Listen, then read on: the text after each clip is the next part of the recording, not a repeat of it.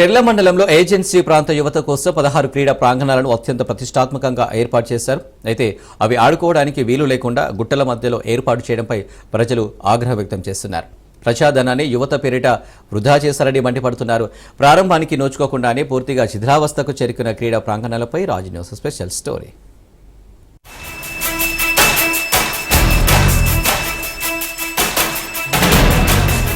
భద్రాద్రి కొత్తగూడెం జిల్లా చెర్ల మండలంలోని దండుపేట కాలనీలో ఏర్పాటు చేసిన క్రీడా ప్రాంగణాలు అధ్వానంగా మారిపోయాయి.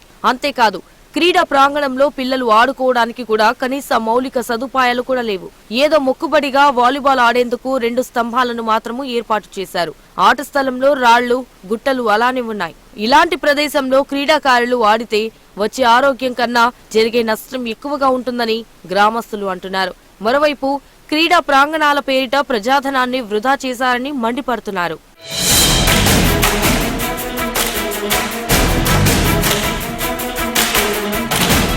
ఇక దేవనగరంలోని క్రీడా ప్రాంగణాన్ని మొక్కుబడిగానే ఏర్పాటు చేశారని మండిపడుతున్నారు స్థానికులు. అక్కడ గ్రావెల్ తవ్వకాలకు మాత్రమే ఉపయోగపడే విధంగా ఉందన్నారు. ప్రాంగణాన్ని ఆడుకోవడానికి గాయాలు కాకుండా ఉండేలా ఏర్పాటు చేస్తారు, కానీ ఇక్కడ మాత్రం అందుకు పూర్తిగా విరుద్ధంగా ఉందంటున్నారు. ఇది కాంట్రాక్టర్లకు కాసులు కురిపించే మైదానమే కానీ క్రీడలకు ఉపయోగం లేదన్న విమర్శలు వినిపిస్తున్నాయి.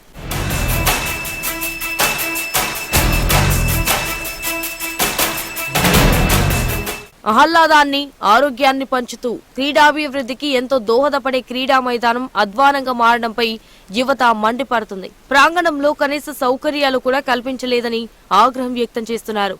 ఆఖరికి ఆ ఆట ప్రాంగణంలో కొండలు రాళ్లను కూడా క్లీన్ చేయలేదంటున్నారు. ఆటలతో అంతర్జాతీయ గుర్తింపు పొందాలనుకునే యువత ఇప్పుడు ఆ క్రీడా ప్రాంగణంలోకి వెళ్లాలంటేనే భయపడుతున్నారు. క్రీడలకి 16 క్రీడా మైదానాలను ఏర్పాటు చేసింది. కాకపోతే అది ఏ విధంగా ఉపయోగపడకరంగా లేదు.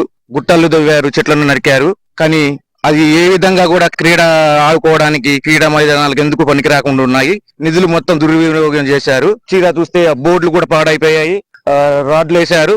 అంతే తప్పించి క్రీడాకారులకి క్రీడలు ఆడుకోవడానికి ఎలాంటి లేదు. ఇది ఏజెన్సీ ప్రాంతం అయింది, ట్రైబల్ ఏరియా. అందరూ క్రీడలు ఆడుకుంటే ఎలాంటి వేరే కార్యక్రమాలు కూడా విధవకుండా ఉండడానికి బాగుండేది. కానీ ఇప్పుడు ప్రభుత్వం అయినా ఈ క్రీడా మైదానాన్ని బాగు చేసి క్రీడాకారులను కొంచెం అభివృద్ధి చేస్తే వాళ్ళు కూడా వేరే విధంగా డెవలప్ అవ్వడానికి కూడా చాలా బాగుంటుందని కోరుకుంటున్నాను.